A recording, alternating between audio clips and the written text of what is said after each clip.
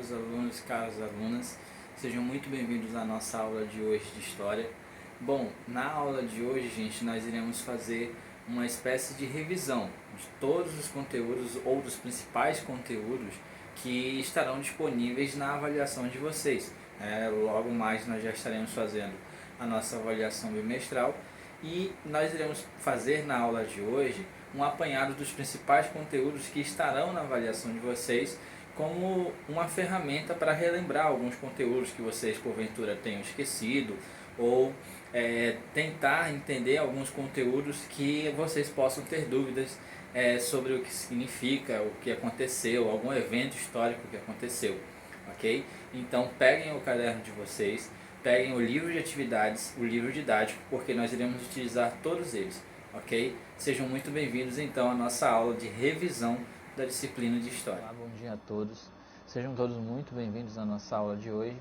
Como já dito anteriormente, a nossa aula será uma revisão dos conteúdos que vimos ao longo do nosso bimestre, do nosso primeiro bimestre, e que serão muito importantes para auxiliar vocês na elaboração das respostas da nossa avaliação que já se dará nos próximos dias.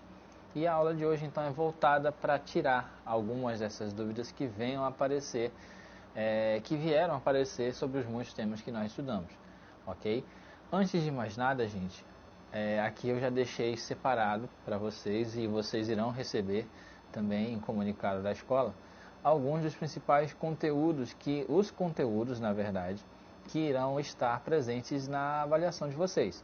Ou seja, nada do que porventura vocês não chegaram a ver irá aparecer na atividade de vocês na avaliação, ok? Os capítulos com os conteúdos que irão estar na avaliação de vocês serão apenas esses três. No livro de vocês nós temos aí o capítulo 38, que vai falar essencialmente da era Vargas, do governo do Getúlio Vargas no Brasil, né? O capítulo 39, que vai tratar sobre a questão da Segunda Guerra Mundial, e o capítulo 40, que vai falar sobre a questão do pós-guerra, os eventos que aconteceram quando a Segunda Guerra Mundial terminou, com um destaque especial para a questão da Guerra Fria, ok? Então, sem muitas delongas, vamos dar começo, vamos dar início aos conteúdos da nossa revisão, ok? Começando essencialmente pelo governo Vargas, que nós estudamos ao longo das nossas primeiras aulas, né? Nós vimos que foi um evento muito importante, muito marcante na história brasileira, né? O momento que nós chamamos de Era Vargas, o governo do presidente Getúlio Vargas, que foi de 1930 até 1945. Um evento tão extenso desses, é óbvio que ele teve que ser dividido em etapas, em fases, que ajudam até a melhor compreender. Só que antes disso, gente, nós temos os precedentes, aquilo que motivou, por exemplo, o estopim da Revolução de 30, que é o evento que vai dar início ao governo do Getúlio Vargas, ok? A Revolução de 30 vai ser o fato importante. Só que para essa revolução acontecer, nós temos que compreender o que aconteceu, o que passou no Brasil antes, para chegar nesse movimento que foi a Revolução de 30, ok? A Revolução de 30, gente, ela vai ter como base o desânimo, como é que eu posso dizer? O desconforto de algumas oligarquias com a situação que reinava no Brasil, que imperava no Brasil no início da República Brasileira, né? Aí o Brasil ele vivia nessa época um período conhecido como a política do café com leite, onde apenas 2 estados revezavam no controle político do território brasileiro, né? Os estados de Minas Gerais e o estado de São Paulo, eles se alternavam no poder na escolha de quem seria o próximo presidente da República. Eles se alternavam no poder para decidir quem seria o próximo presidente da República, né? E quando São Paulo não tinha o seu indicado presidente, era Minas Gerais, e quando não era Minas Gerais, era São Paulo. Porém, as eleições de 1930 estavam chegando, e o presidente da época era apoiado pelo governo paulista, o Washington Luiz. Porém, ele indicou outro paulista para ser o seu candidato na sucessão presidencial. E isso acabou gerando desconforto em algumas oligarquias brasileiras, especialmente na oligarquia mineira, que se sentiu traída por essa indicação. e começaram a surgir formações de outros grupos, de outras oligarquias para a disputa presidencial, ok? Entre elas, nós vamos ter aí a candidatura do Getúlio Vargas. Getúlio Vargas ele sai candidato à presidência da República nas eleições de 1930. Né? Ele tinha como seu vice-presidente o governador da Paraíba, né? O então governador da Paraíba, o João Pessoa. Acontecem as eleições ao Júlio Prestes, né? Que era o candidato do governo. Porém, existirão muitas alegações, né? Vão existir muitas alegações de que ele fraudou as eleições, de que as eleições foram fraudadas por ele e pelo grupo político do presidente. Né? O presidente da época era o Washington Luiz. E isso vai ser o estopim para que alguns estados comecem a atuar no sentido de depor o presidente e cancelar as eleições, ok? E aí que acontece então o primeiro movimento do Getúlio Vargas no sentido de sair do Rio Grande do Sul, né, e ir até o Rio de Janeiro para tomar o poder,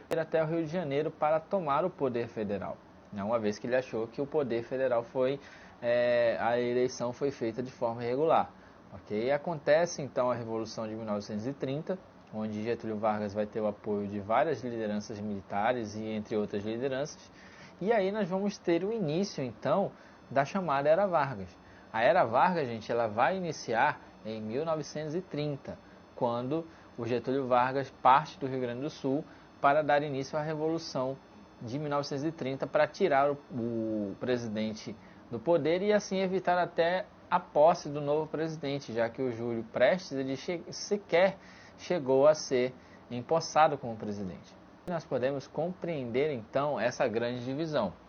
Historicamente falando, gente, a Era Vargas ela é dividida em 3 fases.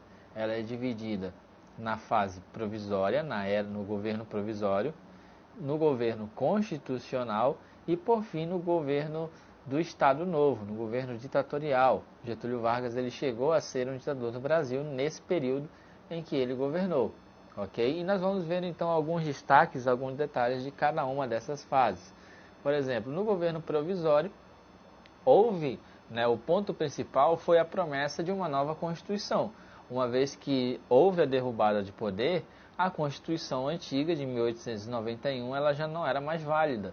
Né? E a promessa de Getúlio Vargas para algumas lideranças políticas foi a convocação de uma constituinte para a elaboração de uma nova Constituição ao Brasil.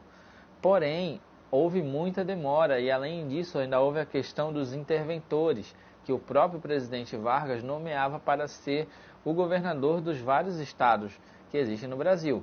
Isso não agradou a algumas oligarquias e a algumas lideranças políticas, principalmente, gente, a liderança e a oligarquia paulista.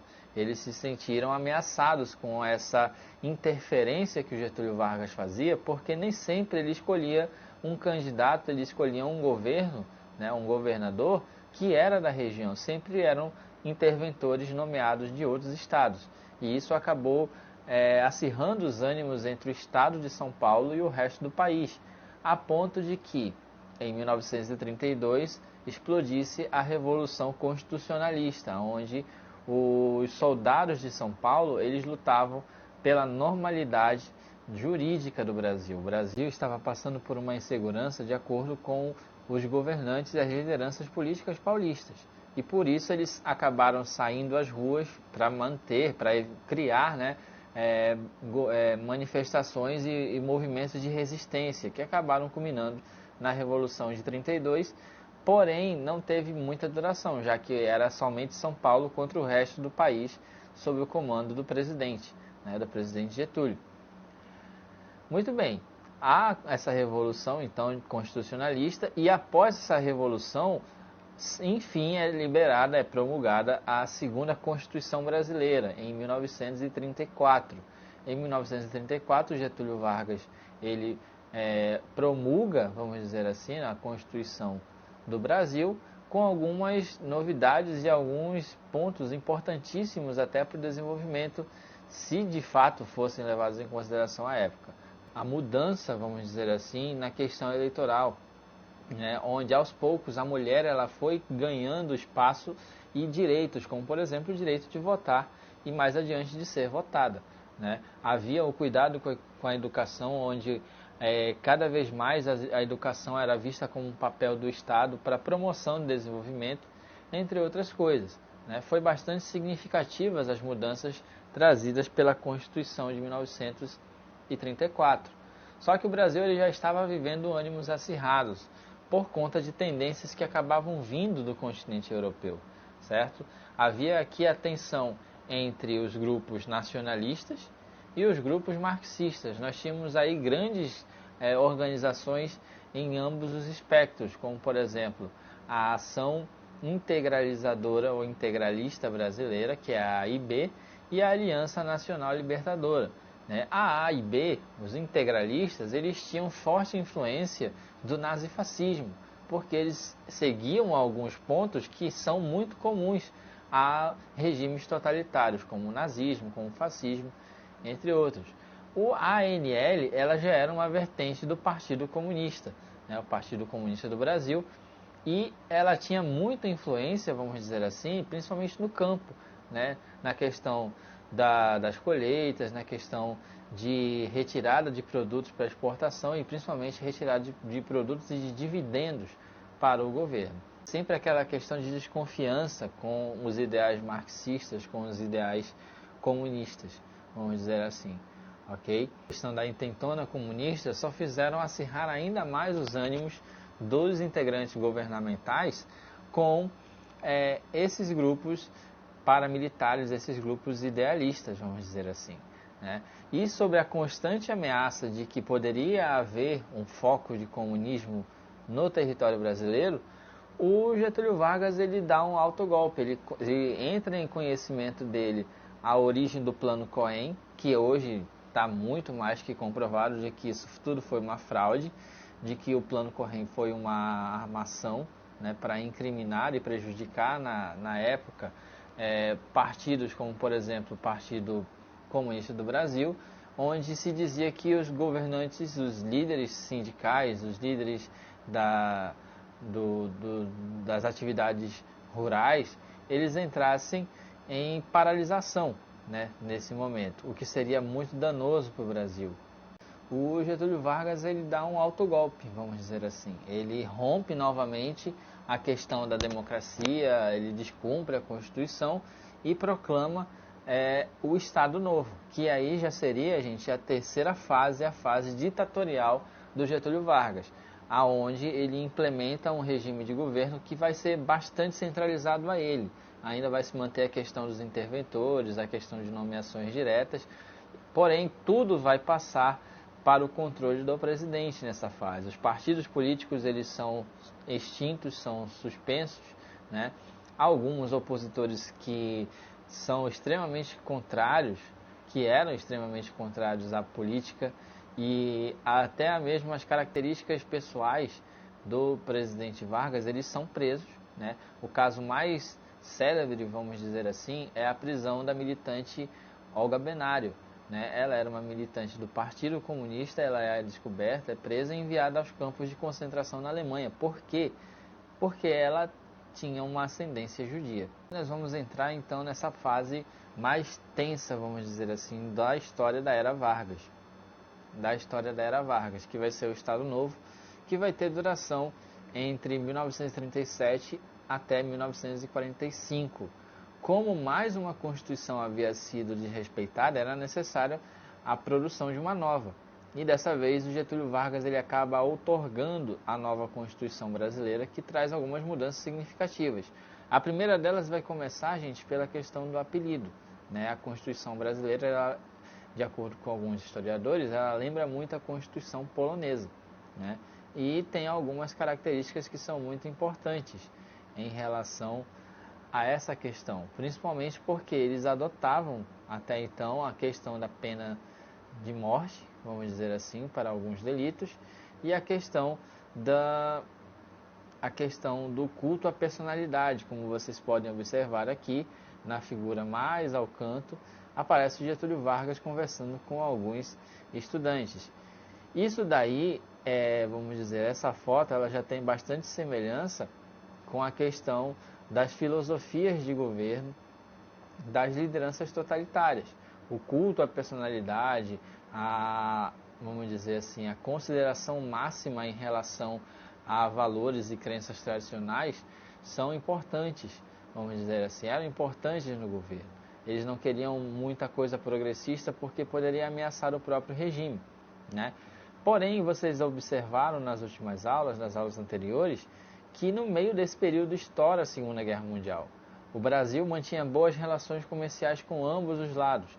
Então, ele optou por um determinado momento em relação à neutralidade no conflito, né? Porém, bastante pressionado pela questão do fim da guerra, vamos dizer assim, bastante pressionado, porque os militares alguns militares foram até o território europeu lutar contra uma ditadura e acabavam voltando para o Brasil e encontrando outra. E eles não viam muita coerência nisso, né? Ele possuía uma relação significativa com eles.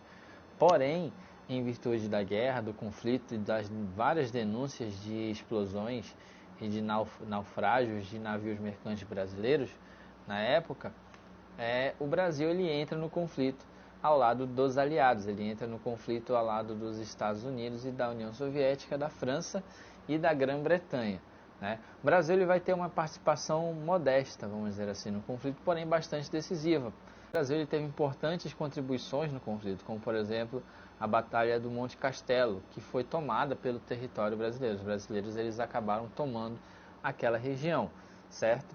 E aí, terminada a guerra, o Brasil sai vitorioso do conflito, perde apenas uma média de 400 pessoas, do total de quase que 20 mil pessoas marchando, né, os pracinhas, como eles ficaram conhecidos. Porém, os que foram à guerra, os que lutaram, os que acabaram saindo vitoriosos, ao chegarem no Brasil, eles veem uma contradição, né? Eles saem do Brasil para lutar pela democracia, pela liberdade, contra o fim da tirania, né? E voltam ao território sob o comando de um ditador, que é o Getúlio Vargas, né?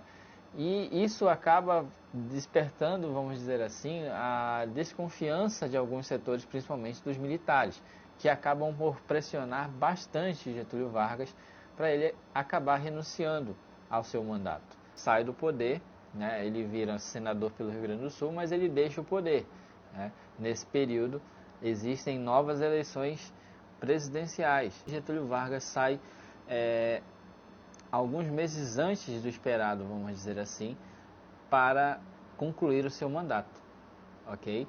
E aí depois nós vimos que esse governo, né, é o governo Dutra, depois vem novamente Getúlio Vargas, depois vem o presidente Juscelino, né, que é o período, primeira fase, vamos dizer assim, democrática que o Brasil experimentou, né?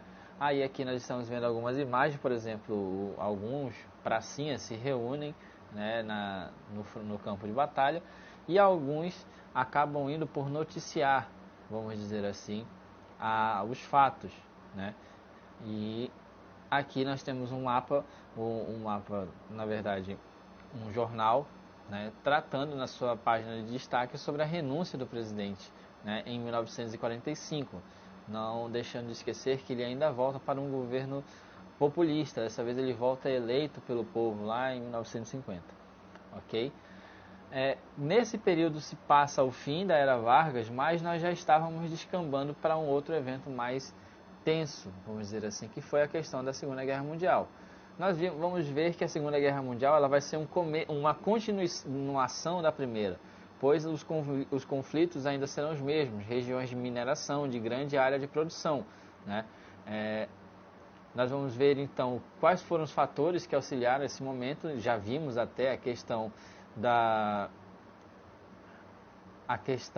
chegamos a ver ao longo das aulas como que se deu o processo de chegada tanto dos nazistas quanto dos fascistas ao poder, né? E depois, ao decorrer da aula também, chegamos a ver quais eram as características, as questões envolvendo ainda a Primeira Guerra Mundial, o Tratado de Versalhes que assinou, que foi o tratado final daquele conflito anterior, geraram um sentimento de culpa, como se apenas os alemães fossem os responsáveis pela dívida, né, os custos de guerra, vamos dizer assim, né?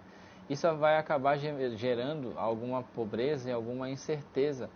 Todos esperavam que a Alemanha, à medida que ela ia desrespeitando os tratados, principalmente o Tratado de Versalhes, reformulando seu exército, invadindo áreas desmilitarizadas e fazendo algumas conquistas, como por exemplo a Áustria e depois a região dos Sudetos, todos esperavam que alemães e soviéticos fossem inimigos mortais, né, por questões óbvias de ideologia, vamos dizer assim, né. Porém, o Hitler ele se toma uma jogada um tanto quanto esperta. Ele assina um pacto de não agressão contra, com a União Soviética e acabam os dois invadindo a Polônia. Depois de muitos avisos, então, sem sucesso, obviamente, nós vamos ter início ao processo da Segunda Guerra Mundial. A Segunda Guerra Mundial que vai de 1939 até 1945. A Segunda Guerra Mundial, gente, também é um evento bastante extenso, né? É um tanto quanto complexo de se estudar.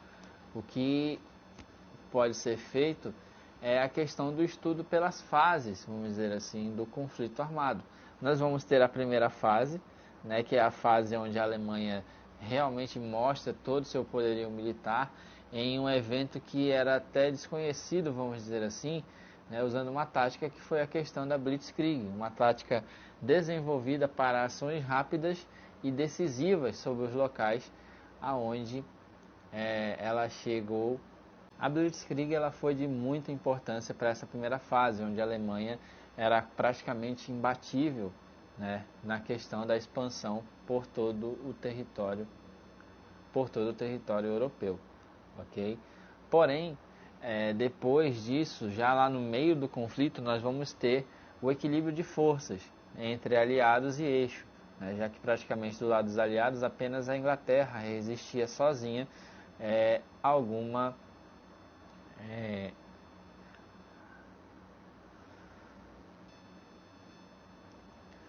A partir, gente, de 1941, nós vamos ter mudanças significativas na questão do equilíbrio de forças durante o conflito, né? Nós vamos ter eventos marcantes como o ataque japonês à base americana de Pearl Harbor, no Havaí, né? E depois a invasão alemã do território soviético com o desencadear da Operação Barbarossa, né?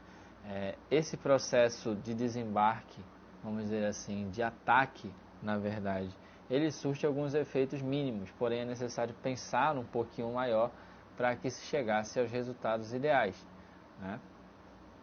Ao longo do tempo irão surgir durante o conflito algumas fases intrigantes, né? Como por exemplo a questão do dia D, né? O dia D que já foi registrado por vários filmes, entre outros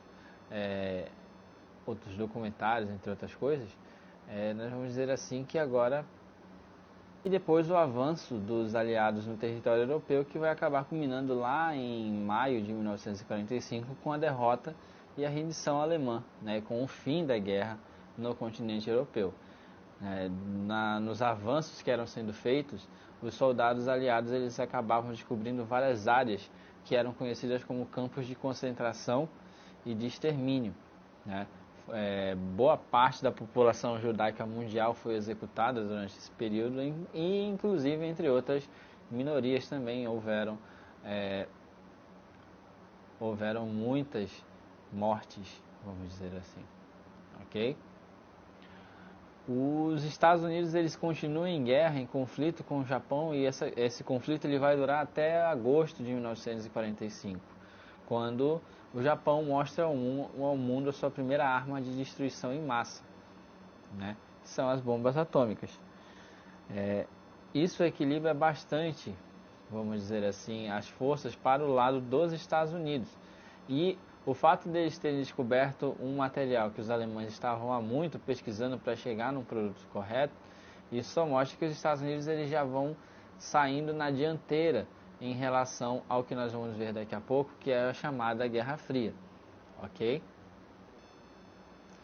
E aí, por fim, nós vamos ter a questão da Guerra Fria, o que se trata, o que se tratou a Guerra Fria. Antes de mais nada, gente, a Guerra Fria ela recebe esse nome porque ela faz referência ao conflito ideológico entre duas nações, né, entre os Estados Unidos e alguns países, sobretudo os países que tinham tendências capitalistas. Okay? Vários congressos foram realizados antes mesmo do fim da guerra, como por exemplo a Conferência de Yalta, a Conferência de São Francisco e a Conferência do Potsdam, né? Vamos dizer assim, de Potsdam, que vai ser a conferência que vai acabar dividindo a Alemanha e a cidade de Berlim em setores, cada um administrado por um vencedor do conflito. Ok? Dizer que dentre os aspectos mais importantes do início da Guerra Fria, que vai ser uma guerra de influências, uma guerra de ideologia, foi a iniciativa americana em acabar emprestando recursos e condições para os países europeus se reerguerem. Isso foi benéfico tanto para os europeus ocidentais quanto para o próprio presidente norte-americano. E assim, gente, nós vamos ter vários movimentos de ajuda, de auxílio a governos com um só intuito, né? Vamos dizer assim, como era o auge da Guerra Fria e todos eram influenciados pelos Estados Unidos, as propagandas elas sempre faziam essa questão envolvendo principalmente características peculiares, jeitos de falar, entre outras coisas. Logo ao fim da Segunda Guerra Mundial, o presidente americano ele lança a doutrina que vai ser aquela responsável oficial pelo conflito, né? Que ele vai falar sobre a questão ele vai falar, o presidente Truman, sobre a questão da doutrina de contenção, que começava também a reformulação de alguns organismos, né, que aos poucos não estavam mais se movimentando, né? Como a questão das corridas militares, né, vamos dizer assim, que também vai ser um tema importante no contexto da Guerra Fria, sobre quem tem a melhor arma, a arma mais potente, entre outras coisas.